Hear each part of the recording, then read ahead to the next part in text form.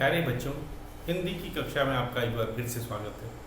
जैसा कि आप जानते हैं, भारत का ध्वज फहराएंगे जो हमारा पहला पाठ है।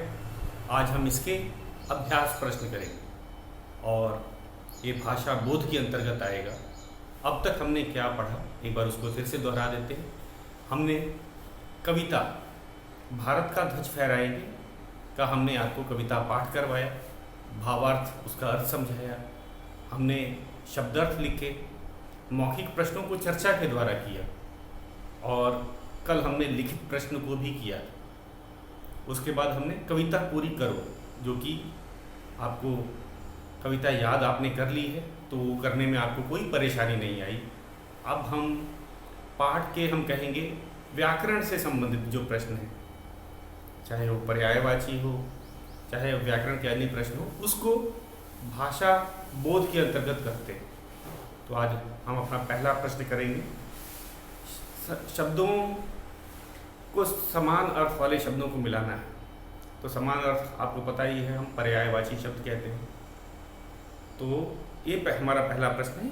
तो शुरुआत करते हैं अपने पहले प्रश्न से।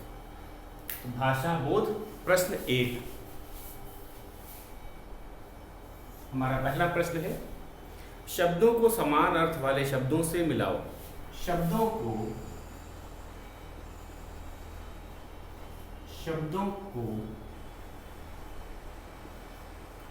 समान अर्थ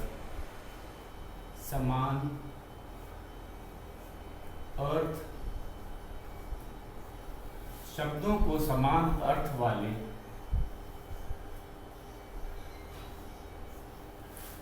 को समान अर्थ वाले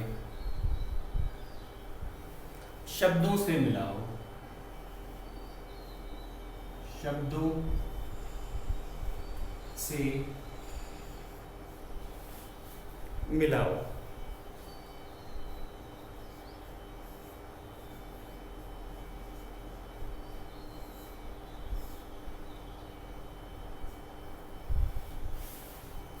तो इसके अंदर दो सूची दी गई है और पहली सूची में शब्द दिए गए हैं और हमको दूसरी सूची के समान अर्थ वाले शब्द से मिलान करना है। और हम जानते ही हैं, समान अर्थ वाले शब्दों को पर्यायवाची शब्द कहते हैं या कहा जाता है। तो शुरुआत करते हैं। मैं पहले शब्दों को लिख देता हूँ।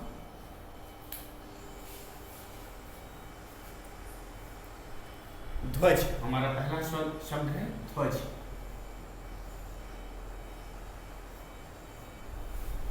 फिर है गिरी,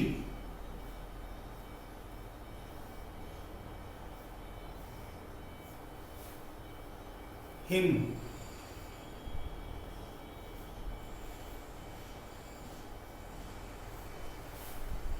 फिर है पथ।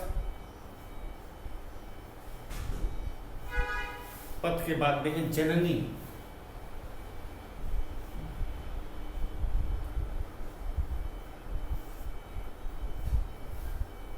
और अंतिम शब्द है प्रण। और दूसरी सूची जो है उसको भी मैं लिख देता हूं। पहला शब्द दिया गया है पहाड़,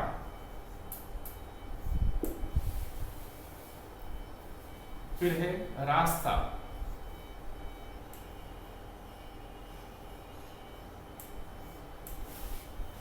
उसके बाद है मां,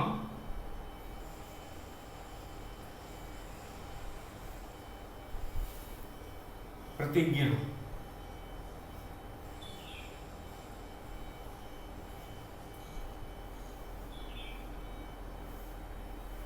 फिर है पताका,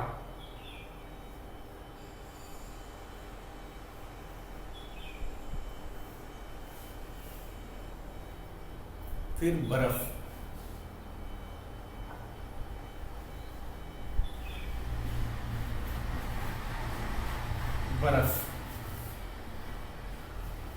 अब हमें मिलान करना है।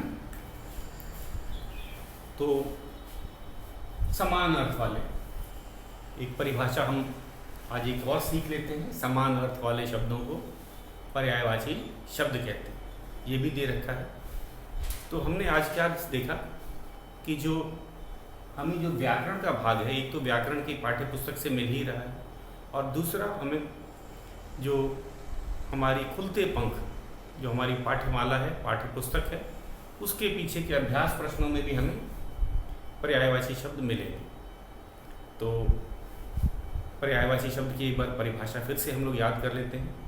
समान अर्थ वाले शब्दों को पर्यायवाची कहते हैं। जैसे गिरी, गिरी का पर्यायवाची पहाड़, पर्वत, शैल ये आते हैं। तो इसी तरह हम उदाहरण भी लिख सकते हैं।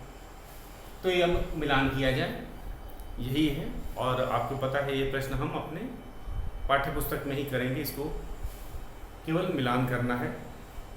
तो ध्वज से शुरुआत करते हैं। ध्वज, ध्वज क्या है? ध्वज का अर्थ होता है झंडा या पताका। तो यहाँ पे हमें पताका दिया हुआ है, तो हम इसका मिलान कर रहे हैं, पताका। ध्वज का अर्थ पताका।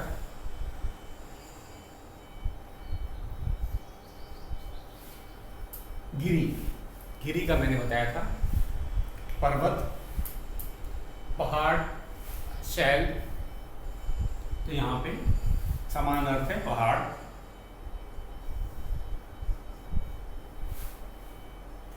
हिम, हिम का अर्थ होता है बर्फ।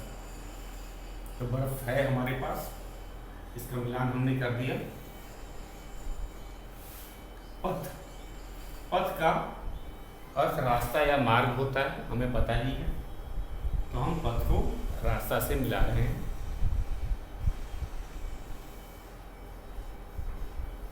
आगे चलते हैं। जननी, जननी का अर्थ है मां। तो इसका मिलान हम कर रहे हैं। और अंतिम जो शब्द है हमारा प्रण, प्रण का है प्रतिज्ञा। तो इसका भी हमने मिलान कर। तो बहुत ही आसान था। तो आप भी इसे साथ का साथ ही करते जाइए। आप इसे पेंसिल से अपने पाठ्य पुस्तक में ही इसे करेंगे। तो मैं चाहूँगा आप भी मेरे साथ साथ करते जाइए। ध्वज का है पताका, गिरी का अर्थ है पहाड़, हिम का अर्थ होता है बर्फ, पथ का रास्ता, जननी का मां, और प्रण का प्रतिज्ञा। चलते हैं अब अपने दूसरे प्रश्न। बहुत आसान था। अब हमारा दूसरा प्रश्न है, शब्द के समान तुक वाले दो दो शब्द लिखो। तो तुक तो आपको पता है, तुक और लय के बारे में मैंने बताया था। जो कवि जो होता है, कविता लिखते समय क्या करता है? समान तुक वाले शब्दों को छांट करके लिखता है, ताकि कविता जो है उसका कविता पाठ करते समय वो अच्छा लगे। कविता को हम कहेंगे उसको और ज़्यादा आकर्षक बना देता है। क्या चीज़?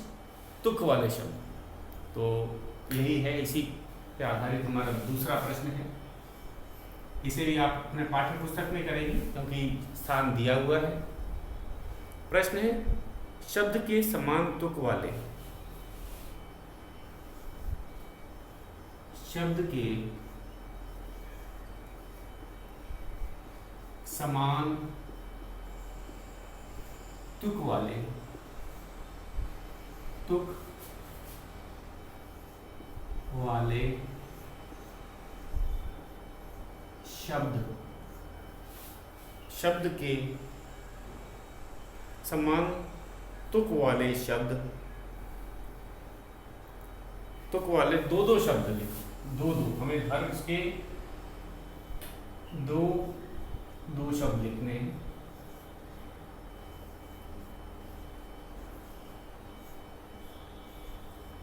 लिखो।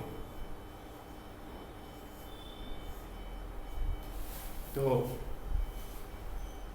हमें दे रखे हैं, हमें 5 शब्द दे रखे हैं। तो हम पहले लिखना शुरू करते हैं। पहला शब्द है धुन। इसके हमें कितने लिखने हैं? 2।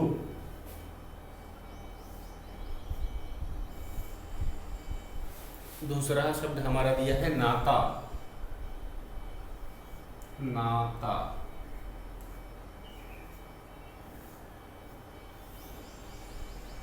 तीसरा है भय,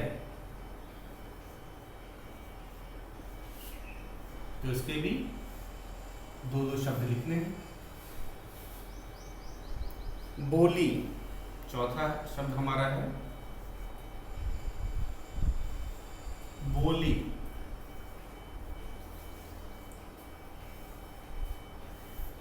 और 5वां शब्द है हमारा जोड़ना।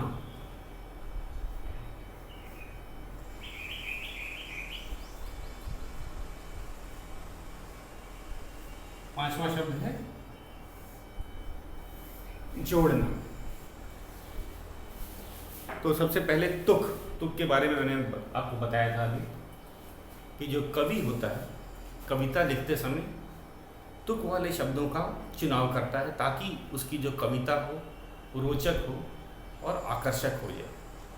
तो तुक का अर्थ होता है मिलते जुलते लय या ध्वनि वाले शब्द। तो जैसे धुन, धुन का चुन, सुन, इस तरह के जो शब्द होते हैं हम कहेंगे तुक वाले। इनके जो अंतिम जो वर्ण है वो एक होता है ताकि जो है तुक बना रहे।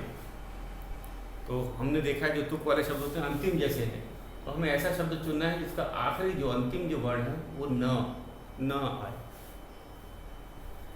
तो धुन, चुन, सुन, तो ये सारे शब्द क्या हैं? ये तुक वाले शब्द हैं। और तुक वाले शब्दों का मैंने आपको प्रयोग बताया। कवि इसका प्रयोग काफ़ी करते हैं ताकि कविता आकर्षक हो जाए और उसको कविता पाठ करते समय किसी को भी ऐसी कविताएं आनंद देती हैं और आकर्षक लगती हैं। तो लिखते हैं हम अपना पहला तुक वाला शब्द धुन का सुन और चुन। हमारा शब्द है सुन और चुन। तो यहाँ हमारा मुख्य उद्देश्य है कि तुक बना रहे, इसमें अर्थ से कुछ लेना देना नहीं। कुछ बच्चों को लगता है कि इसमें अर्थ भी मिलना चाहिए, ऐसी बात नहीं है। इसमें हमारा जो तुक है ये अर्थ कुछ भी हो सकता है, लेकिन जो अंतिम वर्ण होता है, जैसे धुन का न आया है, अंतिम वर्ण है, तो हमारा अगला जो शब्द है उसमें भी अंतिम जो वर्ण है वो न ही होना चाहिए और उस शब्द का कुछ अर्थ होता है। जैसे सुन का अर्थ सुनना, चुन मतलब चुनना, जैसे फूलों को चुनना। तो इस तरह का अर्थ भी होना चाहिए और जो तुक जो मिलना चाहिए, अंतिम वर्ण भी मिलना चाहिए। जैसे इसमें अंतिम वर्ण क्या था? न था। हमारे यहाँ अंतिम वर्ण क्या था? इसमें न था। न से धुन, सुन, चुन। तो ये आपको मेरे ख्याल से सही पता चल गया। ये तुक वाले शब्द इन्हें कहा जाता है। इनसे अर्थ से कुछ लेना देना है। अर्थ अलग अलग हो सकता है, लेकिन ये तुक मिल रहा है लेकिन अर्थ अलग हो सकता है। अगला शब्द है हमारा नाता।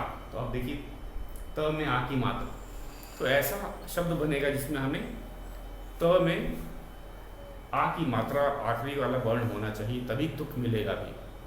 तो नाता का क्या हो गया? आता, जाता, खाता।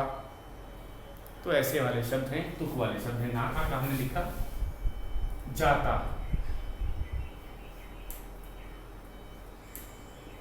खाता,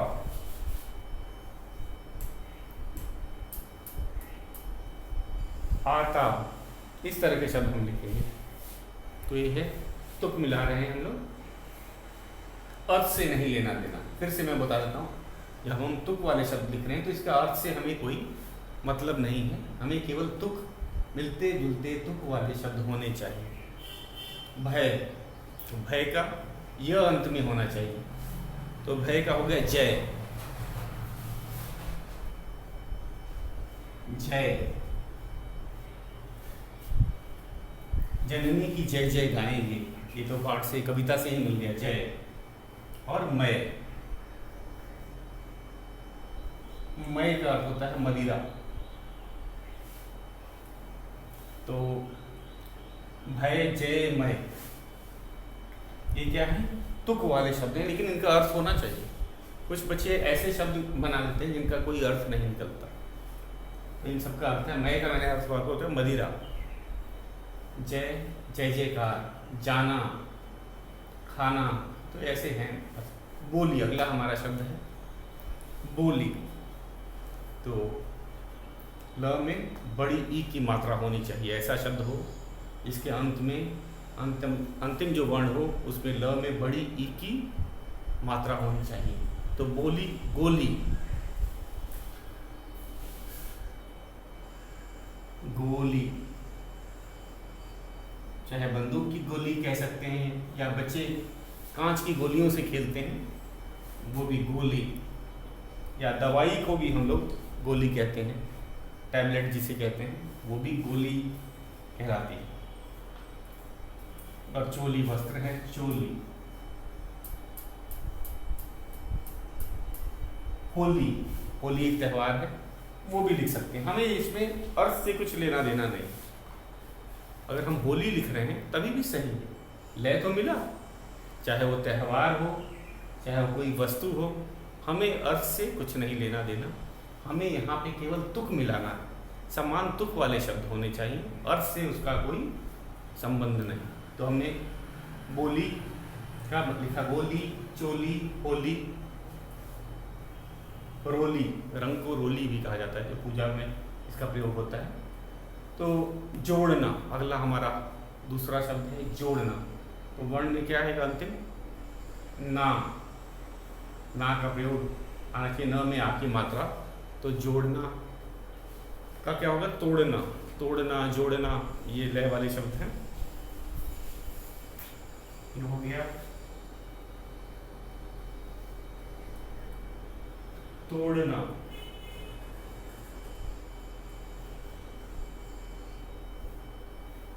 फिर छोड़ना, छोड़ना। तो इस तरह हम, ये बहुत आसान था, आप इसे नोट कर लीजिए और इसे साथ साथ ही करते जाइए। मैंने देखा है कुछ बच्चे छोड़ देते हैं, फिर बाद में वे भूल जाते हैं कि क्या था, कि क्या लिखना था तो बहुत आसान, लेकिन अब याद नहीं आ रहा। तो जब भी आप वीडियो को रोक करके पॉज करके आप इसको नोट करेंगे। मैं एक बार फिर से पढ़ देता हूँ। शब्द है धुन, इसका समान तुक वाला है, हमने लिखा है सुन और सुन। अगर आप इसके अलावा भी कोई शब्द लिखते हैं जिसका कि धुन मिल रहा है तो वो भी सही है। जरूरी नहीं कि जो मैं लिख रहा हूँ आपको केवल वही शब्द लिखने हैं, आप अपनी तरफ से भी कोई शब्द लिख सकते हैं, लेकिन उसका तुक मिलना चाहिए। तो धुन का मैंने लिखा सुन, चुन, नाता, जाता और खाता।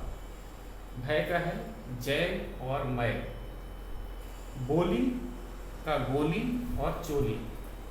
जोड़ना, तोड़ना, छोड़ना आदि। तो ये था हमारा दूसरा प्रश्न। चलते हैं हम अपने तीसरे प्रश्न। हमारा तीसरा प्रश्न है समझो और लिखो। तो मैं मिटा देता हूं, तीसरे प्रश्न पे चलते हैं। भाषा बोध का तीसरा प्रश्न।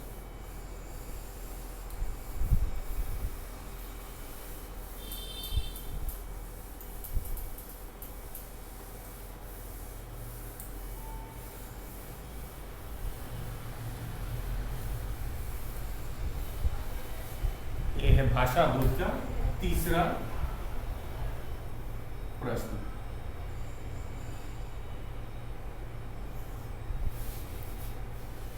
समझो और लिखो।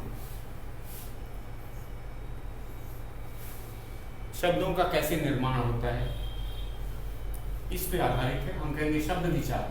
व्याकरण के तीन भाग हमने आपको बताए थे। वर्ण विचार, वर्ण मिलकर शब्द बनाते हैं, तो ये वर्ण विचार, ये शब्द विचार। वर्णों के बारे में नहीं, अलग अलग वर्ण मिलकर शब्द बना रहे हैं, तो ये शब्द विचार से इसका लेना देना है। तो ये है समझो और लिखो।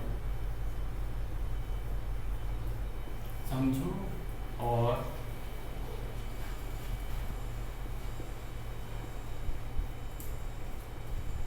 लिखो।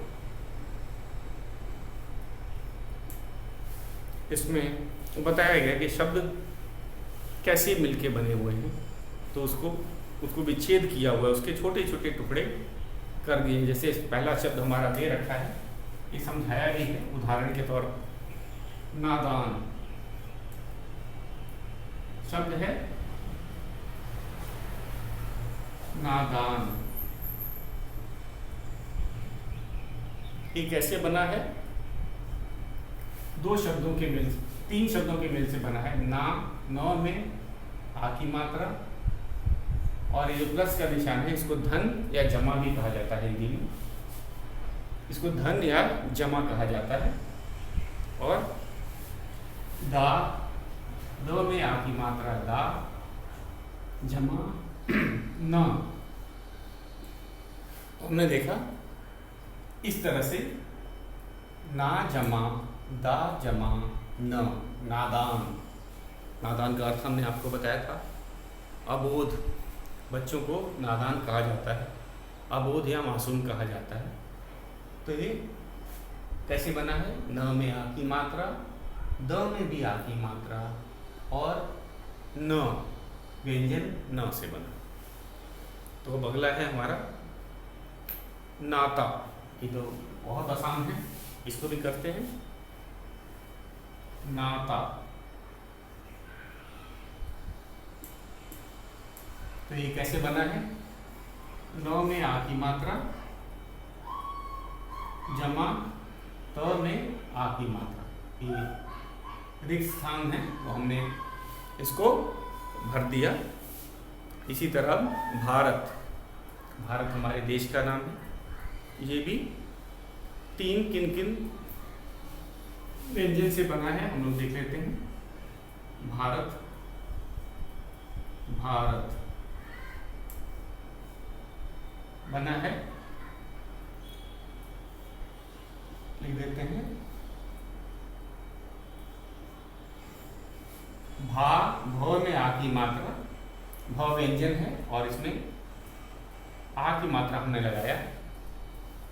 उसके बाद में र व्यंजन है और त, ये क्या बना?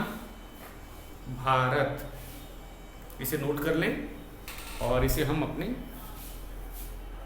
पाठ्य पुस्तक में ही कर रहे हैं, सबको पता है, जगह बना हुआ है। आगे चलते हैं, एक बार इसको देख लेते हैं, मैं मिटा देता हूँ।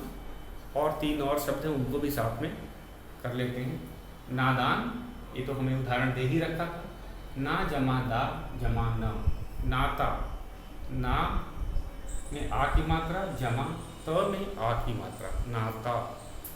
भारत, भ में आ की मात्रा, जमा र व्यंजन, जमा त व्यंजन, तो ये है भारत।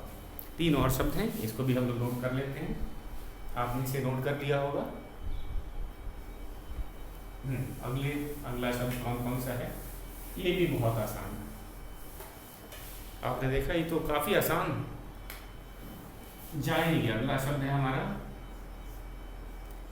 जाएंगे। फिर है साहस,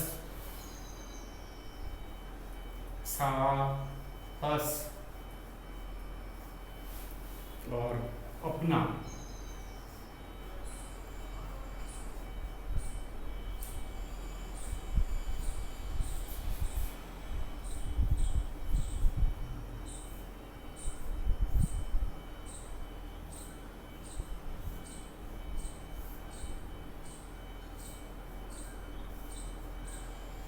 तो ये हमने लिख दिया, रिक्त स्थान भी बना दिया कि हम आसानी से इसे लिख भी सकें। तो पहला शब्द हमारा है जाएंगे। तो ये ज में आ की मात्रा, दूसरा है ये धन या जमा कहते हैं, जो मैंने आपको बताया था, जो प्लस का निशान है इसे हिंदी में धन या जमा कहा जाता है। यहाँ पे ए और ग में ए की मात्रा, जाएंगे। एक तरह से हम कहेंगे इसको विच्छेद कर देते हैं, इसके टुकड़े कर देते हैं। साहस, ये भी बहुत आसान है। स में आ की मात्रा सा, ह व्यंजन और फिर स व्यंजन, साहस, साहस, अपना। ये है हमारा स्वर अ, प है हमारा व्यंजन और न में आ की मात्रा अपना, न में आ की मात्रा अपना। तो इसे एक बार फिर से देख लेते हैं। ये था समझो और लिखो। हमने इसमें क्या समझा, और कि जो शब्द होते हैं वह वर्णों के मेल से बनते हैं। सबसे पहला बात हमने क्या समझा कि जो शब्द थे, जो हमने आपको 6 शब्द बताए थे, वे वर्णों के मेल से बनते हैं। वर्ण क्या होते हैं? वर्ण स्वर और व्यंजन। तो स्वर स्वतंत्र रूप से भी शब्द बनाता है, जैसे अपना, और मात्राओं के रूप में जैसे साहस। तो शब्द स्वतंत्र रूप से भी शब्द बनाने में मदद करता है, या फिर हम कहेंगे व्यंजनों के साथ मात्रा के रूप में भी शब्द बनाता है। तो ये था हमारा, हमने शब्दों की रचना के बारे में सीखा, कैसे वर्ण शब्द बनाते हैं, और हमने उनका संधि किया, उनके टुकड़े कर करके जो था संधि विच्छेद किए, इसके टुकड़े किए, जैसे सा ह स, ये मिलके क्या बना? साहस। अब आगे हम लोग और चलते हैं अपने 5वें प्रश्न की तरफ। हमारा 5वां है, हमें अपने राष्ट्रीय ध्वज के सम्मान के लिए क्या करना चाहिए। तो हमने तीसरा, ये आपको मैं जरा सा गृह कार्य के तौर पर देता हूँ। हमें अपने राष्ट्रीय ध्वज के सम्मान के लिए क्या करना चाहिए। इसके ऊपर चलने से पहले इसको एक बार मैं फिर से बता देता हूँ।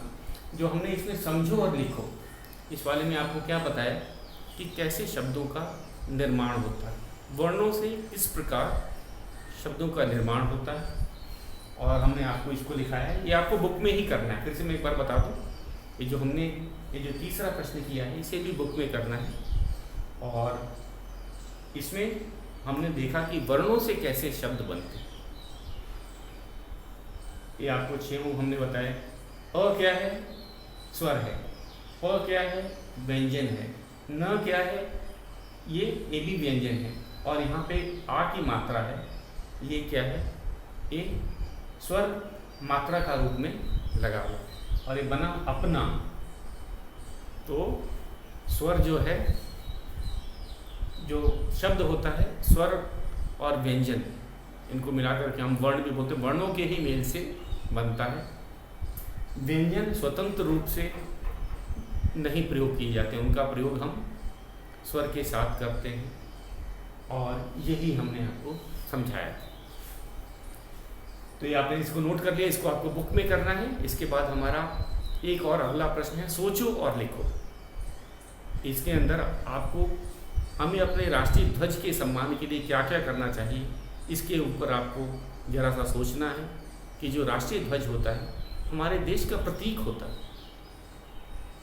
ये हम ये नहीं कह सकते कि हमारा राष्ट्रीय ध्वज एक मात्र कपड़े का टुकड़ा है, 3 रंगों वाले कपड़े के टुकड़े का नहीं, ये देश का प्रतीक है। इसके सम्मान के लिए हर भारतवासी को ध्यान रखना चाहिए। आपको पता है, झंडा सीधा फहराना चाहिए। भारत का झंडा या किसी भी देश जो झंडा है उसको ज़मीन पे, धरती पे नहीं गिरने दिया जाता। तो ये सब जरा आप इसके बारे में विचार करिएगा कि हमें अपने राष्ट्रीय ध्वज के सम्मान के लिए क्या क्या करना चाहिए। ये वैल्यू बेस्ड क्वेश्चन है। तो ध्वज एक कपड़े का टुकड़ा ही नहीं है, ये भारत के सम्मान का का प्रतीक है। तो इसके बारे में आप सोचेंगे, कल हम इसको आपको करवाएंगे। ये हमारे 5वें प्रश्न का 5वें पेज पे ये प्रश्न है, सोचो और लिखो। तो आपका ये आज का गृह कार्य है कि कैसे हम अपने राष्ट्रीय ध्वज के सम्मान के लिए हमें क्या क्या करना चाहिए। मैंने आपको कुछ पॉइंट्स बताए हैं, तो कल हम ये प्रश्न करेंगे। आज के लिए बस इतना ही।